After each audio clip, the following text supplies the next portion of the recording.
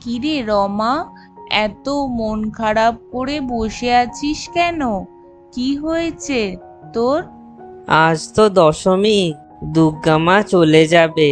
আবার কাল থেকে সব আগের মতন হয়ে যাবে। স্কুলও খুলে যাবে।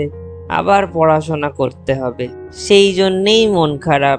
ও মা, তা স্কুল কি খুলবে না? পড়াশোনাও কি করবি না? আর মন খারাপ করতে হবে না। আজকে বিজয়া দশমী, মিষ্টি মুখ করার দিন। যা, সবার বাড়ি বাড়ি গিয়ে গুরুজনদের থেকে প্রণাম নিয়ে আয়, আর তাদেরকে মিষ্টি দিয়ে আয়। আর রমা, তোর কি হলো? তোর এত মন খারাপ কিসের? মা, আমার মন খারাপ।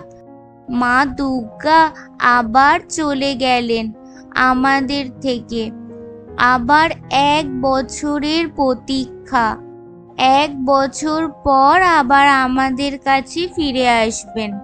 ও মা, তা না গেলে ফিরে আসবেন কি করে?